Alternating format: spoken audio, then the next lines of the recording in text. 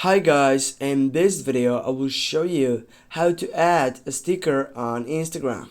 Firstly, you need to go up into your chat section, and then if you go, for example, to this chat, as you can see, with Cristiano Ronaldo, the most famous person on Instagram. Here, if you want to just send a sticker on this side, what you're gonna do, if you tap on the plus icon on your right side down, you're gonna find out many options, in which the third one is our priority right now. Just click on it, and here you can see it has GIF stickers. And if you go and send, for example, this one, as you can see, it has been detected and also send it to this chat. Also, you can go to your storage site, and yeah, you can take a photo, for example. You can go again on that sticker site, and you're gonna choose a sticker which is for you.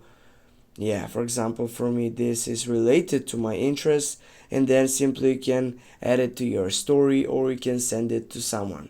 Thanks for watching. Don't forget to hit that like and share the video. If you have any questions, please comment down below in the section. See you soon and have a nice day.